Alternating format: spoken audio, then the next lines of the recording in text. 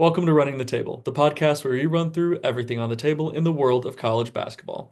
Back at it with the next conference on the docket, the ACC. An elite powerhouse at the top mixed with a lot of volatile teams makes for an interesting discussion. Well, the ACC is back, I'll tell you that much, at least for this year. They had a few down years in years past, but it's good to see them with 9, 10 potential teams in the field. I'm excited. I'm ready. Absolutely. But without further ado, let's run it. Starting off at the top with the number one team in the country, and rightfully so, the Duke Blue Devils, led by John Shire and likely National Player of the Year Cam Boozer. They are humming right now. They are playing some of their best basketball at the right time, which is exactly what you want coming into March. And of course, with Cam Boozer, dude's an absolute beast. He's kind of a shoe-in for National Player of the Year. I don't even think anything that he really could do is going to change that, averaging But Braden 22.5. Smith. Dude, we're not talking about that right now. But Braden Uh, Smith and Poi. 22.5, 10, and 4, as along with 1.7 steals. He is obviously the beast on the offensive end, but they also have the best defense in the country.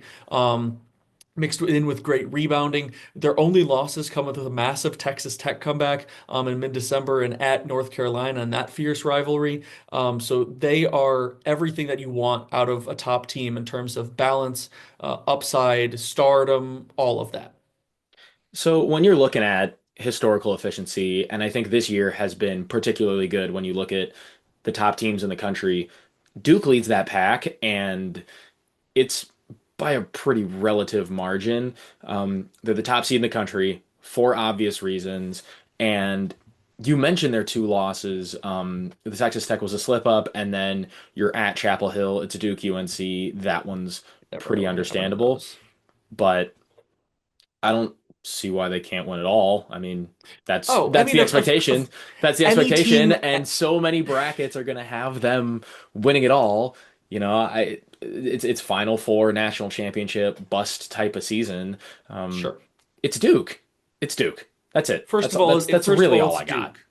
Yeah. First of all, it's Duke. But second of all, any team that's number one in the country at this point, it's impossible to say that they're not a shoe-in for likely Final Four. And the big thing for them is they've proven out that they can close out and grind out close wins. But depending on the game, I think their biggest question to me is how do their young guys handle March? They're not a very old team. They only have one junior in their top seven scorers, which is Caleb Foster at 8.7 points Yeah. per game, and only one senior in their nine-man rotation in its entirety, Malik Brown. Not saying that is a recipe for disaster, but you saw last year's team in Duke that was led by incredible young freshmen that as the NCAA tournament went on, the cracks started showing, and it was some slips up against a team like Houston that ended up being their demise. So that's the biggest question to me is how do those young guys handle March? And I see your concern, but let me counter you with their resume. This team is battle tested. They've taken Oh, for on some sure. of the nation's best at East Lansing, a win against Michigan State. They saw Michigan, who is another team that is historically efficient, and went head to head and came out on top. And On a neutral court too. yeah, they've taken some of the ACC's best, including Virginia, and taken them behind the woodshed. So this team is on the warpath. So there's really no other way for me to describe it. No, you're totally correct. And speaking of their win over Virginia, they are their second team to talk about here. Ryan Odom has them in a fantastic position this year. They're one of the biggest surprises in the ACC. They're no longer this defense or bust style that we got so accustomed to seeing under Tony Bennett, which is kind of weird and jarring to see with the Virginia name on the front of the jerseys. But this team can score. They do a lot of things well, at least pretty well. They rebound strong. They're top three in the country in shot blocking. They got two guys who average right around 2.5 blocks per game. And they really were playing really good basketball until Duke absolutely gave it to them at Cameron Indoor. I think the biggest question for them is what version of this offense are you getting? The one that showed up those last three games before Duke, where they averaged around 90 points per game, or the late January, early February one, where they averaged only around 70. That significantly changes their ability to make a deep run. So I love how highly we're talking about this Virginia team because, as I mentioned in the Big East video, there is a little team in Indianapolis that actually went head to head with Virginia on a neutral court and won. Turned So out to be a marquee win for Vir Butler. Virginia has three losses in the ACC and four overall. There's one non-con loss, and it is to your Butler Bulldogs. There you Get go. bent, baby. Get bent. But, all jokes aside, I think it's impressive what Ryan Odom has done in his first year at the helm. Tony Bennett steps down, Ryan Odom takes in, and has Virginia not just back, all the way back, and primed for a deep run. Yeah. Once again, it's you do the little things right. You do some of the unique things really well, like rim protection. We know how important that is, and you put yourself in a really good position to win a lot of games and beat a lot of these teams. Heading on next, we'll go to the Miami Hurricanes under the direction of Jai Lucas. Talk Man, about is another this team team. exciting! You got another team that they got Jay Lucas, and then you pair some big transfer gets. Malik Reneau from Indiana and Trey Donaldson from Michigan. When those were two marquee names that I saw coming in, you see the Miami banner across over my shoulder, and I'm like, ooh, this could be really interesting and really fun. And then you get a guy like Ernest Ude in the mix, and you get a guy like True Washington in the mix, and suddenly you have a very dynamic, very fun team. And that's what we've seen from them, although the major caveat with the Canes is they don't have any marquee wins. Every Yeah, time they've played a team that is theoretically better than them, yeah, it's been close. Like they've played good teams tough, but you got to find a way to win those games, especially with the ACC tournament coming up. Even if they do get the double bye, you're still looking at a matchup against a team that is likely going to be in the tournament, and you got to win that one. You got to win that one, which is why you get a team that's 23-6 overall, and they're looking at an 8-9 matchup, which at service value seems very strange. But when you take a deeper look, it actually unfortunately makes a lot of sense. yeah. I mean, record isn't everything. Like you point out, those big marquee wins are important, and they unfortunately haven't been able to come up with any of them. But you mentioned obviously those transfers in with the new head coach have been huge for them. But arguably equally as huge has been the freshman breakout from Shelton Henderson. He's been, I think, one of those names that really wasn't talked about going into the season. I'm not Yeah, I sure didn't how even highly mention ranked or him. recruited. He's averaging 14.1 points per game, little short of 5 rebounds, 2 assists, and 1.2 steals. And he has been just another just breaking point for this team in terms of, elevating them to that next level. He struggles from the free throw line, but other than that, when it comes to being a freshman, you can't ask for a whole lot more. They're a team again on the defensive end. They're high pressure. They love to cause turnovers, but they are prone to some turnover issues themselves with 11.4 turnovers per game. Kind of exactly what we mentioned. It feels like they could confidently sit roughly that 25 to 35 team in the country, but if I see them in a matchup against a top 15 to top 20 team, I don't know how I feel about it. And, like you said, you need this ACC tournament to prove not only to the country, but also to yourself that you can hang with any of these teams on any given night. You just have to put your best ball out in front of you. And if they're able to do that, then you could see a very sneaky 7, 8 seed, depending on where they end up on Selection Sunday. They've made a run to the Final Four before. I'm not going to book anything, but We're not quite to our buckets yet. no, wow, I did pick Butler to win the Big East, so I'm there. Sure. I'm hot out the gate.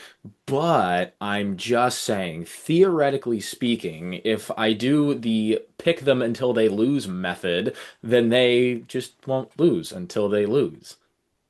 That is exactly how that works. But moving on, we've got another first-year head coach with the NC State Wolfpack and Will Wade. There's a lot of hype coming into the Wade's first season with the Wolfpack, bringing in some pretty big name transfers like Darion Williams, as well as bringing guys with him from McNeese State like Kadir Copeland. They were sitting comfortably at 18-6 early in February, but losing 5 out of their last 6, including as of tonight recording this video, they got absolutely shellacked by Duke. So that makes it 6 of 7, which Yes, actually, that's true. Yes, that now makes it 6 of 7, which puts them in danger of, quite honestly, playing themselves out of NCAA tournament contention, or at least more firmly on bubble talks if they don't get back on track versus Stanford to end the season and put together at least a solid showing in the ACC tournament. And that's the thing I'm kind of looking at with these teams in the ACC. As you get further down, they get a little bit more volatile, as you mentioned earlier in the video. They're at the 8-9 line as well, where Miami's at. If you don't perform in the ACC tournament, then you could slide very, very fast in these rankings, and the committee may not look upon your resume very favorably. So the pressure's on for the Wolfpack for sure. Yeah, when you combine the record of where they're at now, some of their losses, and if they really are, if they don't rebound off of this skid at the wrong time, you could really find yourself very nervous come selection Sunday. But we'll see how that turns out for them. I think the biggest thing for them is that they've just been getting shelled defensively a lot recently, including 96 in an overtime loss to a sub 500 Notre Dame team that only averages 75 points per game and a Yeah, whopping that wasn't good. 118 points in a 41 point beatdown at Louisville, where you saw both Ryan Conwell and Michael Brown Jr. just absolutely go off. So it's like it really starts on the defensive end for them. If they're able to fix that, we'll kind of see where they land. But until defense gets figured out, they are in scary territory. It was the best of times, it was the worst of times. Charles Dickens? Nope. NC State basketball. Let's move on to the other Honestly, team in North Carolina. the best of times and the worst of times can somewhat be described as the Hubert Davis tenure in North Carolina as well. You get a lot of up and down in his tenure, and they have been pretty darn good this year. But a big thing for them has been injuries. They are a different team currently without Caleb Wilson, which is to be expected because Caleb Wilson is one of the best players in the country as a freshman this year. And he's been injured for the last 6 games for them, and they are 4-2 while he's been injured. But not even just him; they dealt with injuries earlier on the season with Seth Trimble. So they've just been kind of a difficult team to analyze. They've got like a rather, middle point of this season where they've been at full strength from mid-November or from mid-December through early February, but they did have a couple of weird losses in that stretch too. So it's like, Um, hmm. I don't. Am I talking myself into this North Carolina team? Because something that I factor and that stood out to me was the record in Chapel Hill. There is a sure. big old goose egg in the loss column there. However, after the regular season ends, there aren't any games in Chapel Hill. See, that's what I was gonna So say. I don't know if I could so really that count so that that could for them that could because really be a factor. none of postseason play is a home game. However, they do have a win at Kentucky. They do True. have a win at Virginia, and they do have a win against the Blue Devils. Now, understand that North Carolina is special and a special circumstance when it comes to against Duke because that rivalry is so real. That game's a toss-up. That game is a complete toss-up no matter how good North Carolina or Duke is. Duke could be the best team in the country, and North Carolina and Duke would still split. So if they get as healthy as they possibly can, I don't know. Am I going to talk myself into UNC? We'll see when the tournament bracket comes out and we start picking these during games. But crazier things have happened. I mean, that's the thing is like if you get them at full strength, I think biggest question is what does Caleb Wilson look like when he comes back? The injury was to his non-shooting hand, so that should, bode well for him getting back to full strength and looking as close to normal as possible. And I think he is back to practicing now, but not cleared for 5-on-5, not cleared for contact. So it's like I think the biggest thing for them is they absolutely have the star power between Caleb Wilson, Seth Trimble, and even Henry Visar has looked, pretty darn consistent and solid for them this year. That kind of big three for them that can power them through many, many games. But I think the question is at full strength, what really is this team? We've seen so many different versions of them throughout the season with so many different varying games. Outside of Chapel Hill, what are they going to be? That's I think the biggest hesitation for me with this Tar Heel team. But moving on, you have another interesting team in Clemson. Clemson, led by Brad Brownell, they're a great defense. They're a shaky offense. It didn't really seem to matter all too much to them until mid-February, where they lost four straight, including some suspect losses like at home against Florida State. They're very balanced scoring with no real offensive breakout star. They just want to play horrendously slow, like bottom quarter in the country, essentially. Keep possessions low and try to keep you under 70 points. The unfortunate thing, it reminds me of last year's Clemson team, except with a worse offense. And that team was the one that where they got spooked and blitzed by Will Wade's McNeese State team in the first round as a 5 seed. This is a pace and space team. I think it's purely that simple. If you let them control the basketball, they will methodically put the ball on the hoop, slow the other offense down, and win the game. I mean, we saw it as the night of this filming against Louisville, who we'll talk about next, but Clemson, they did the darn thing. They showed out, they played their game, but that's the thing. They gotta play their game because you mentioned them getting spooked and blitzed by a team that is going to run, run, run. They will get run right out of the gym. So when I look at Clemson for the tournament, it's very matchup dependent. I'm going to look to see how the bracket falls. They should safely be in, maybe with a little work to do. A good Sure. a good ACC tournament always helps, but I think that applies to all of these teams coming up here I think that you are get sitting a squarely on the win right side of the bubble. I think you get a win in the ACC tournament and you're probably in for Clemson. Like, yes, they're, not necessarily purely comfortable, but I think if they get a win there, you're probably okay. Um, Yeah. but the thing for me is like they are sitting almost identically in defensive efficiency last year or this year compared to last year. The difference is they're like 40 spots lower in offensive efficiency. And the problem is those same problems that spooked him last year still exist this year. They just don't have quite the offensive firepower to potentially overcome it if you get a team that tries to speed you up. So it's going to be interesting to Yeah. see.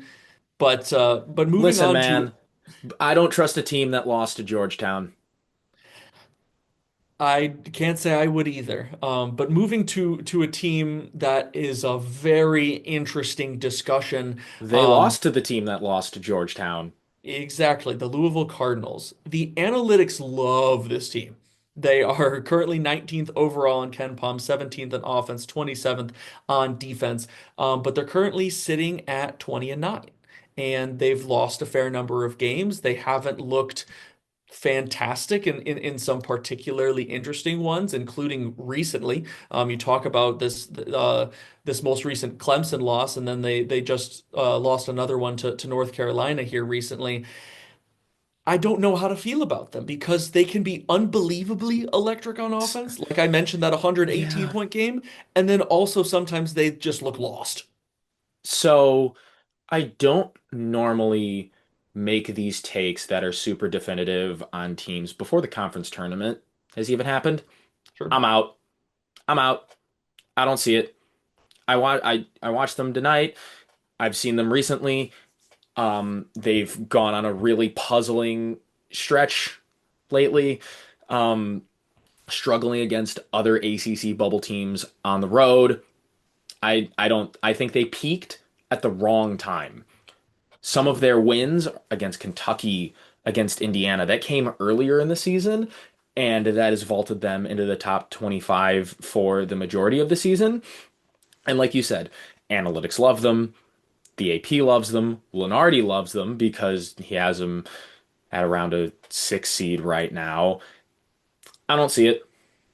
I Yeah, don't. I mean, I think when you slump into March, I don't see any reason with the way this team is playing right now that they won't just fall flat in the ACC tournament, especially if you get matched up with another bubble team that's desperate and fighting for their lives.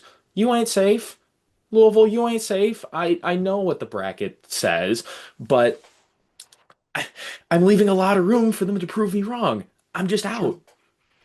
I think the biggest thing is like they just have a really bad combination of issues that they're dealing with currently. First of all, they're currently sitting at 27th in the country in defensive efficiency. They have not looked like a top 30 defense recently. You combine that with the fact that they are way, way, way reliant on both their guards and more specifically three-point shooting. Between Ryan Conwell and Michael Brown Jr., you will get games where they combined for 75 points against that NC in that NC State game where they just their offense looked unbelievably nuclear, and then some games where one or both of them struggle a little bit more. The whole team struggles shooting from three because of how volume shooters they are, and then they look like an entirely different team. That's going to be their downfall. If if they are on, they can beat so many teams. But will they be? And will they have the consistency to be able to push that out on a run? Right now, my answer is with you and says no. But heading over to another offensive heavy team, SMU, led by Andy Enfield. They got some bucket getters on this team, especially one of my favorite, if not possibly my favorite name in all of college basketball, Boopy Miller. Poopy, what a name. Boopy is a He's fantastic name, and he's a great player. first team all name. First team all name for sure, and he's quite honestly potentially first team all ACC with the way he's been playing this year, at least borderline. He's averaging 18.9 points, 3.6 rebounds, 6.7 assists, 1.6 steals per game, and he is leading a very very solid offense. Not even solid; they're top 15 in the country in offensive efficiency. But the problem is they've been slipping late recently with a lot of up and down performances. And consistency is key going into March. And that's one of the things that's going to be, a downfall for a lot of these teams. We have so much talent in college basketball this year, but if you can't play consistently, it does not matter. No, I completely agree. When you go up and down, and it's almost like one step forward and two steps back, and it's essentially been since the calendar flipped to the new year. They got one win here, two losses there, two wins here, one loss there, and it's been up and down and up and down. And you're sitting at dead 500 in the ACC, and you have double-digit losses on the schedule. When you go on a West Coast trip and you especially look at these road games where it's like, how do you compete on the road where you're never really playing in your stadium at past the end of the regular season? You lose to Cal, you lose to Stanford, you're down two in a row, you're not in a great place to end the season, and they're on the bubble and they're sliding. Yeah. Again, they're one of those teams, very similar to a Louisville, where they absolutely have the offense to go absolutely nuclear, electric, and beat your favorite team, drop 90. But the problem is they're also liable to, having an off night and having their season done in a blink of an eye before you can even react. So I think now that I think about it right now, the difference for me with Louisville and SMU, where I declare definitively that I'm out on Louisville compared to SMU, SMU probably I should be just as out on, but because of the hype of Louisville and because SMU hasn't carried that, SMU is not a team where I'm like, oh yeah, nah, they're done, they're done, they're done. Um, they very well may could be done early, but nobody would be shocked at that. I feel like more people are expecting more out of Louisville, so that's why, I'm just in this spot with SMU. I kind of look at the teams below SMU, and for some reason, I'm a believer in them more, which is Cal and Virginia Tech. Sure. It's a different spot when you're fighting for your tournament lives, looking to get into the bubble versus trying not to fall out. So it's going to be interesting to see how the season ends. I'm curious. Yeah. This ACC is deep.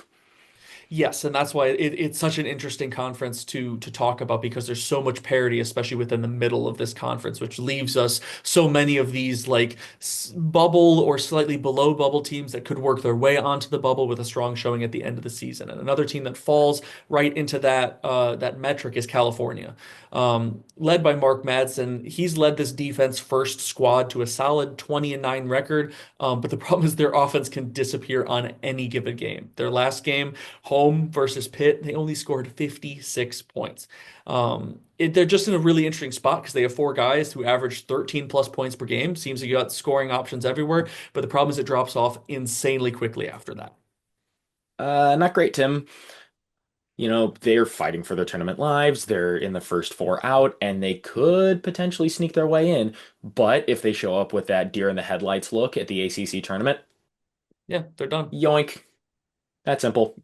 Yeah, they're another team. I don't know if this is just like an ACC team thing or if it's just, a specific style that a couple of these teams go with. But once again, a lot of it comes down to the deep ball with them. All four of their top scorers have 120 plus attempts and shoot 33+% from three. So if those shots fall, they're much closer to a top 50 offense rather than the top 100 right around where they sit. But when you have games like this last one where enough of them go cold and it's just, deer in the headlights, just looking like they saw a ghost out there, um, you're going to get a very different version of this team. And where they're at right now, they need to light a fire under themselves to try to work their way back into, this tournament standing. And ACC tournament play is going to be massive in them for that. But moving on to one of our last couple of teams here, you've got the Stanford Cardinals. This team goes Cardinal. by, Cardinal. Just oh, one. one singular Cardinal. My bad. We have Cardinals and Cardinal in this conference. Dude, that is your Um, bad. Get the team name right. Let's I go. know I'm slacking. Sharpen up. But you know who isn't slacking is their star freshman Ibuka Okori. He has absolutely burst onto the scene for them with 22.7, 3.7, 3.5, as well as 1.6 steals per game. He's a pretty electric player to watch. He's been super fun, kind of wild that he's on a team like Stanford. But the thing for them is they've struggled in conference play mightily. They're 7-9, but they have won their last two games. They've kind of put them on the conversation of potentially peaking at the right time. But I think for them, it's going to be matchup dependent. And so much of it goes through Corey and also Benny Geeler is a guy that's kind of come on lately for them. If both of those guys are on, they can compete on the offensive end, But if Corey gets taken out of the game, and Geeler, who's really mostly just kind of been a volume 3-point shooter for them recently, if he's off, then they're going to be on the struggle bus. But if they can get those two guys going, all of a sudden you've got, a 1-2 tandem on the offensive end that can compete with the likes of a lot of teams in this conference. But how deep does the Stanford team have to go in order to put themselves on the right side of the bubble? Semifinals? Finals? Win the darn thing? Because I think at this point, it is too little too late. I understand that you say that they're peaking at the right time. Here's what you can't do. You can't host Notre Dame and lose. Can't happen. You can't host UNLV and lose. And for the love of Pete and God Almighty, you cannot host Seattle and lose.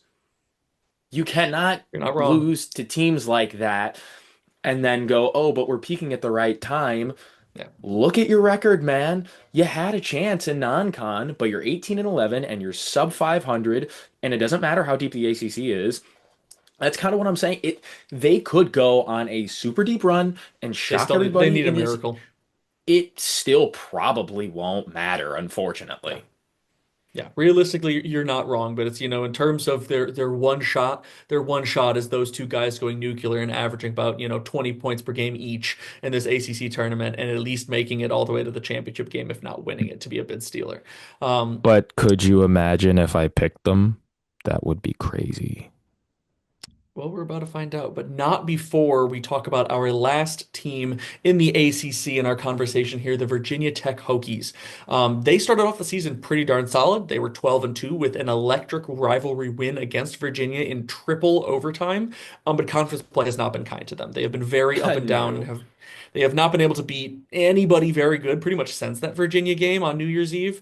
They're pretty solid analytically, but they struggle to close out close games. And I think the biggest indicator of their success this year has been freshman Neokilis Avdalis, who was a name who really burst onto the scene to start the season. A lot of guys were talking. He looked electric with like a 30-point game in like one of their first three games of the season, but he has been incredibly inconsistent and incredibly inefficient as a volume shooter on this team. He shoots just 39% from the floor and 31% from three, and that's led to some pretty abysmal games when he's not on, and that's been tough to overcome for this Hokies team. I think that's the biggest thing for me too, is you mentioned their 12-2 start and then conference play. They are 6-9, and that has them on the outside looking in. It's going to take a big ACC tournament. I sound like a broken record for a lot of these back half teams. They don't They don't just have that triple overtime win against Virginia. They did walk into Clemson and come out on top. But other than that, I think their next best win is like at Syracuse. Oh boy, Syracuse I is don't. not a good team. I'm sorry. Dude, it's an Syracuse has ACC had road worse. win, man. It's an It ACC is. road win, but Yeah. that kind of supports the point of like they haven't really had any big wins, which I tend to agree with. So they're also going to need a big ACC tournament. Yeah, absolutely. And speaking of that tournament, we will head to our conference tournament predictions now. I will start off by saying that we've talked about a lot of teams here, and across college basketball, the parity is incredible. The talent is pretty much at an all-time high. But in this tournament specifically, I think is a great example of the elite, the top of the top, truly separating themselves. Both Duke and Michigan have been talked about as, and you want to include Arizona in that conversation as well. That top three really Or if showing you that want they're to a include step Florida in above. that team, you got the top four.